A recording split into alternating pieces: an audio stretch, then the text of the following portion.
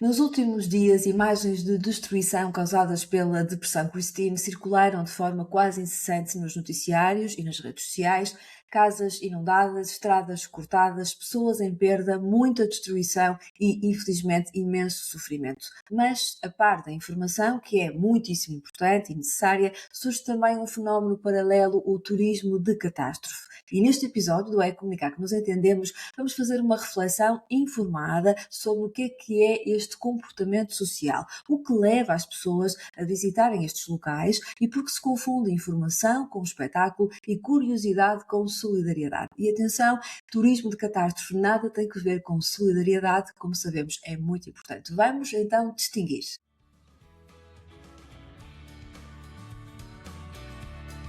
Olá, viva, seja bem-vinda e bem-vindo ao É Comunicar que nos entendemos. Eu sou a Marta Araújo e este é o meu podcast, um podcast de comunicação e de relações públicas, onde falamos sobre jornalismo, influenciadores digitais, eventos e da gestão de crise para a reputação e notoriedade de pessoas, marcas e empresas. Vamos a isso?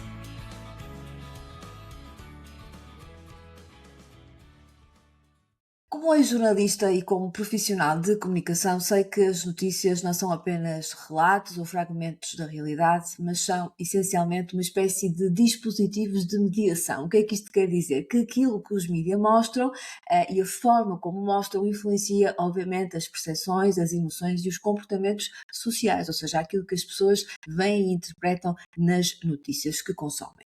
A Depressão Christine, que recentemente atingiu, infelizmente, várias regiões do país, é infelizmente um exemplo claro de como acontecimentos extremos, como é aqui o caso, são rapidamente transformados em histórias mediáticas intensas. Essa cobertura, e atenção a isso, esta cobertura noticiosa é necessária, muito necessária, é legítima, é fundamental para informar, alertar e mobilizar recursos, e isto que fique bem claro, atenção, é mesmo muito importante, mas tem também efeitos colaterais e é sobre este ponto que eu gostaria de falar convosco. É que um desses danos colaterais é o chamado turismo de catástrofe, um fenómeno que merece ser explicado com o máximo de rigor possível para que possamos compreendê-lo sem moralismos, mas também sem ingenuidade. Então, vamos a isso e começamos pelo que é o turismo de catástrofe. Vamos tentar então explicar. O turismo de catástrofe, que é frequentemente associado ao conceito académico de dark tourism, refere-se à deslocação de pessoas a locais recentemente atingidos por tragédias naturais, acidentes ou eventos traumáticos. Elas são motivadas essencialmente, obviamente, pela curiosidade, pelo impacto visual ou pela experiência simbólica do desastre. É importante sublinhar desde já que não estamos a falar de ações de ajuda organizada, voluntariado estruturado ou apoio institucional. Estamos a falar de visitas não essenciais, muitas vezes espontâneas, cujo principal objetivo é ver, registar e partilhar, na maioria das vezes, nas redes sociais. E este tipo de turismo pode assumir aqui várias formas. Pessoas que se deslocam para fotografar zonas destruídas, por exemplo, visitantes que circulam por áreas afetadas enquanto operações de emergência ainda decorrem e a criação de conteúdo para redes sociais a partir do sofrimento alheio. Do ponto de vista académico, o fenómeno não é novo, o que mudou foi a velocidade, a escala e a hipervisibilidade digital, ok? Isto é importante percebermos. Depois há aqui uma outra questão importante que tem a ver com a relação entre o turismo de catástrofe e as notícias. E aqui entra o papel central da comunicação social. Os mídias operam através de dois mecanismos bem estudados e que eu vou explicar de uma forma muito simples. Por um lado é o agenda setting. O agenda setting determina sobre o que falamos, não é? Portanto, tudo o que nós vemos nas notícias, os temas que vemos nas notícias, tendemos a falar ainda mais sobre eles, obviamente. E o framing o quê? Determina como falamos sobre isso, ok? E uma coisa está, obviamente, ligada à outra. E aqui no caso da Depressão Christine, a repetição de imagens de destruição cria, obviamente, aqui uma narrativa visual, infelizmente, muito forte, muito intensa e muito poderosa.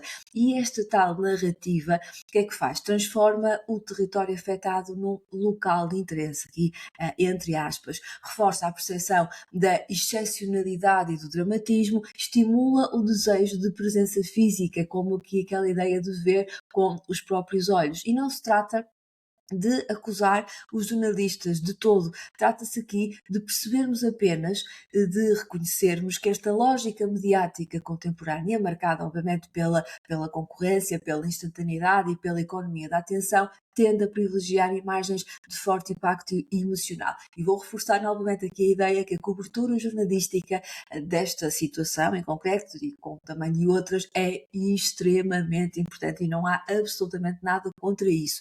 O que nós estamos aqui a tentar abordar é a percepção que a opinião pública tem, que algumas pessoas têm mediante aquilo que veem e essa vontade que têm de ir aos locais com estes fins que não são propriamente solidários e de ajuda, porque se fosse nesse sentido estaria obviamente tudo bem. Então, quando esta lógica não é equilibrada, é com contexto, com análise e com responsabilidade ética, pode então contribuir involuntariamente para comportamentos socialmente problemáticos, que é o que este turismo de catástrofe acaba aqui por acontecer.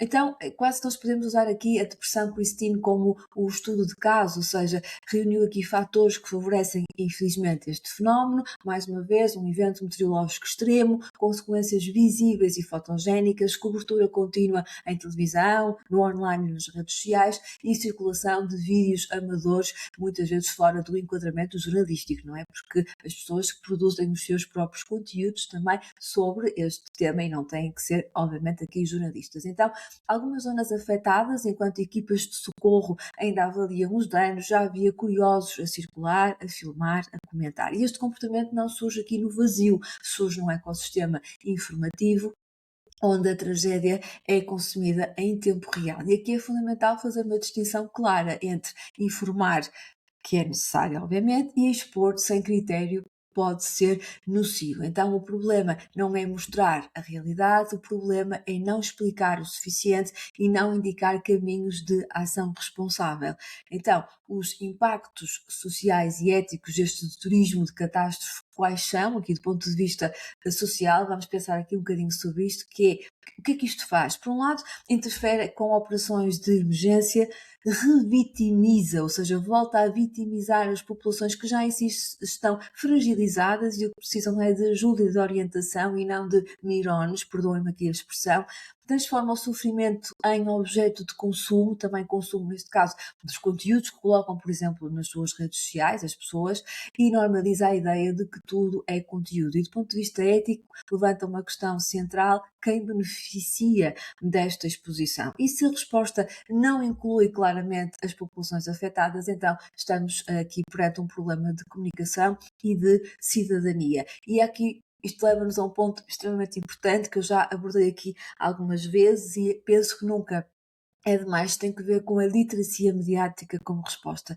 É aqui que a literacia mediática se torna essencial. A literacia mediática não é desconfiar de tudo, é compreender os mecanismos da informação para agir de forma consciente. E há alguns princípios que são fundamentais. Primeiro, perceber que toda a notícia é uma construção, que identificar quando o impacto emocional substitui o contexto, distinguir informação de entretenimento e questionar a própria motivação enquanto consumidor de notícias, porque perante uma catástrofe a pergunta não deve ser onde posso ir ver, obviamente, mas sim o que está a ser pedido à população, quais são as formas oficiais de ajudar, o que é que devo evitar para não prejudicar. E a literacia mediática é também saber não partilhar, saber não ir e saber não filmar. Aqui um pouco em jeito de conclusão, deixar ainda a ideia que o turismo de catástrofe não é apenas um problema de comportamento individual, não acontece também apenas em Portugal, é um fenómeno que emerge da relação entre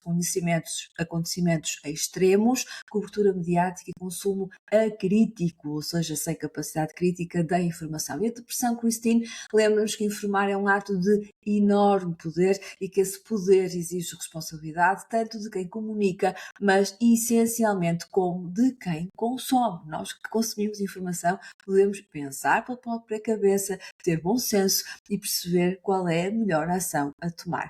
Então, mais uma vez, enquanto ex-jornalista, acredito profundamente no valor do jornalismo, enquanto profissional de comunicação, acredito ainda mais na urgência da literacia mediática, porque só cidadãos informados conseguem transformar a notícia em compreensão e a compreensão em ação ética.